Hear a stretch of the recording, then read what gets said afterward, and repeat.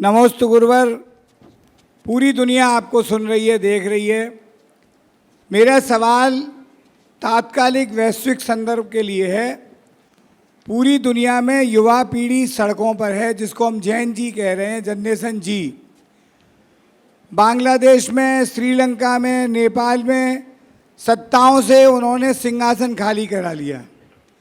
अभी हमारी केंद्र में दिल्ली की सरकार और रांची की सरकार वो सांसद में तय नहीं कर पा रही है कि इन स्टूडेंट से संवाद करें या लाठी चलाएं।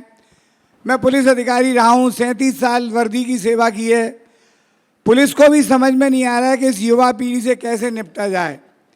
ये जो जनरेशन जी है या जनरेशन अल्फा की बात हो रही है, मेरा गुरुदेव ये है कि ये तो ना तो पेरेंट्स की बात सुनती है, ना पेरेंट्स बनना चाहती है। ये संकट पूरी दुनिया के सामने है। ये हमसे ज़्यादा स्मार्ट हैं, हमसे ज़्यादा तकनीकी ज्ञान रखते हैं, लेकिन अगर ये पीढ़ी जैन समाज की जो है वो मंदिरों में नहीं गई और अपनी तकनीकी में और सोशल मीडिया में डूबी रही, तो हमारे लिए बहुत बड़ा संकट देश के लिए है, समाज के लिए है, धर्म के लिए है। इस पीढ़ी को गुरुवर कैसे दिशा मिले कि ये भटके नहीं, पुलिस की लाठी और डंडे ना खाएं, पथराव ना करें। ये दिल्ली से लेकर रांची तक ये दृश्य आम है। आज भी रांची में हज़ारों युवा बैठे हुए हैं और पूरे देश के जो संसद है वो तक नहीं चल पा रही है। ऐसा संकट 74 में हमने देखा था। तब दिनकर जी ने ये पंक्तियाँ लिखी थी, सिंहासन खाली करो कि जनता आती है। जनता नौजवानों के रूप में सामने खड़ी है। गुरुवर, हम चाहते हैं कि हमारे देश के युवाओं को, इन भटके हुए नौजवानों को दिशा मिले। नमोस्तु गुरुदेव, आपके चरणों में नमन। पहले तो मैं चाहूँगा एक बार पवन जी का जोरदार अभिनंदन करें। ये हमारे समाज की एक श्रेष्ठ विभूति है। इन्होंने अपने कार्यों से दायित्व पालन के साथ समाज का मान बढ़ाया है। आपने जो सवाल किया बड़ा ज्वलंत सवाल है। जहाँ तक जैन जी के नाम पर जो एक हवा खड़ा किया गया है, मुझे वो नहीं जमता। ठीक है, युवा आंदोलित हुआ और अभी एक चर्चा में आ गई बात कि ये जैन जी कर रही है, जैन जी कर रही है। अगर हम विश्व पटल पर दृष्टि दें तो हमें समझ में आएगा कि युवा एक पहली बार आंदोलित हुआ, ऐसा नहीं। इतिहास बताता है कि जब भी कोई बड़ा परिवर्तन हुआ है तो युवाओं के आंदोलन से ही हुआ है। तब ऐसी तकनीक नहीं थी, तब ऐसे व्याख्याकार नहीं थे, तब ऐसे विवेचक नहीं थे कि ये जैन जी है, ये अल्फा जैन जी एक्स वगैरह हम लोग थे। तो हम लोगों का उस समय चर्चा में नाम क्यों नहीं आया? बांग्लादेश और नेपाल के परिवर्तन के पहले ये शब्दावली बाजार में क्यों नहीं आई? निश्चित इन सब चीज़ों का निर्धारण हमारे समाजशास्त्री करते हैं, लेकिन मुझे तो इसमें कुछ और भी गंध आती है। पूरी पीढ़ी को बदनाम करने का भी कुछ चक्रीय हो सकता है, जिस पर सभी समाजशास्त्री, मानव विज्ञानियों को विचार करना चाहिए। जैन जी है हमारी सबसे ऊर्जावान पीढ़ी। युवा को बोलते हैं जो सबसे ऊर्जा से युक्त हो। युवा को पलट दो तो बनता है वायु, और सबकी दिशा वायु पर निर्भर करती है। जिधर की हवा चल जाए सारा खेल वैसा होता है। तो युवा वायु है, उसे सही दिशा की जरूरत है। ये जैन जी जैसे शब्दों के प्रचार प्रसार से हमने तो युवाओं को कहीं और अधिक उकसा दिया है और उनके मन में बात बैठा दी है कि हमारी एक अतिरिक्त पहचान है, हम जैन जी हैं और हम इसी के लिए पैदा हुए हैं। हो सकता है मेरी बात सबको समझ में नहीं आए, पर जो गहराई की बात अभी मेरे चिंतन से निकल रही है, इस पर विचार करना चाहिए। अब एक जुमला जैसा हो गया, मैं जैन जी हूं। पीढ़ियों का परिवर्तन पहली बार हुआ है क्या?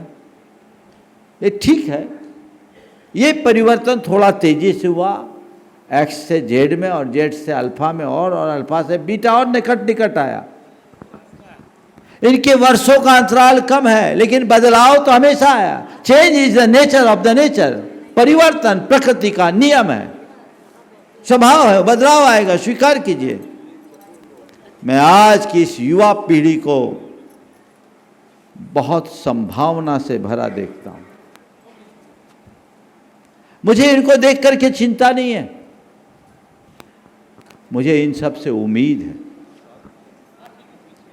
इनमें जो क्षमता है, आज बहुत सारे अभिभावक मुझसे कहते हैं, महाराज मेरे से मेरा बेटा ज़्यादा अच्छा काम कर रहा है। आज हमारे समाज के युवाओं ने, चाहे व्यापारिक जगत हो, चाहे अपने कारपोरेट क्षेत्र में सेवा और सर्विस के क्षेत्र में अपना परचम लहराया है कि नहीं लहराया? किसके बल पर? वो अपनी प्रतिभा के बल पर, अपने क्षमता के बल पर, चाहे युवक हो या युवती। हमने कमी क्या की? हमने उनकी शक्ति और उनकी मनोवृत्ति को पहचानने में चूक कर दी। समय काल के अनुरूप जो मानसिकता बदलती है, हमें उसे स्वीकार करना चाहिए और उनकी मनोवृत्ति को समझते हुए उनके साथ वैसा व्यवहार करना चाहिए। अगर ये हमने किया होता तो ये दुविधा नहीं आती। दूसरी बात, बहुत सारी चीजें ऐसी है जो हमारे युवा मन को आंदोलित कर रही है। उसमें कई जगह हमारी सिस्टम की कमी है और कुछ जगह राजनीतिक स्वार्थ। जहां सिस्टम की कमी है उसे हमें बेहिचक स्वीकार करना चाहिए और राजनीतिक स्वार्थ में युवाओं को फंसाने से बचना चाहिए।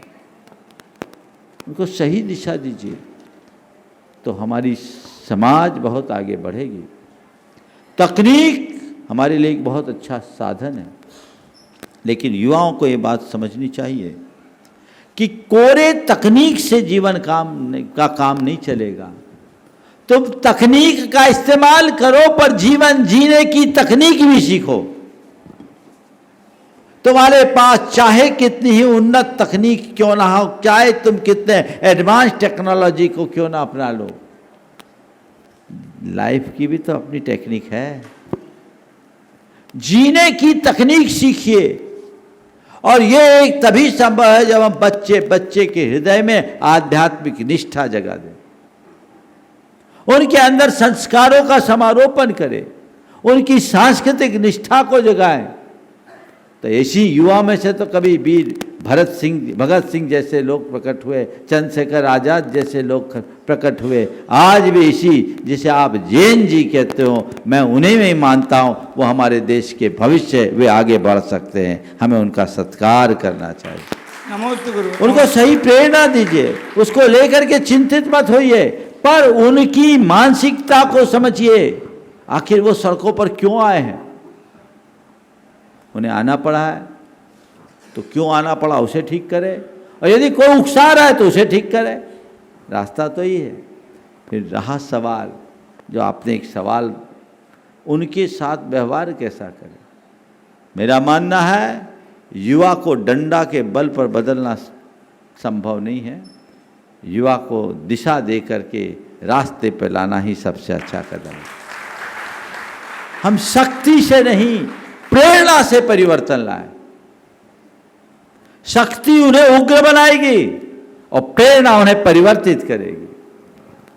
सही दिशा दे, सही प्रेरणा दे, राष्ट्र गौरव उनके हृदय में जगाए, और वे सब राष्ट्रभक्ति से होता प्रोत है। भारत में ऐसी व्यवस्था नहीं। तो मैं तो कहूँगा, आज बहुत अच्छा प्रसंग आपने छेड़ा है, ये संदेश लोगों तक पहुँचाइए। इस बिंदु पर गंभीरता से विचार होना चाहिए, तभी कुछ होगा।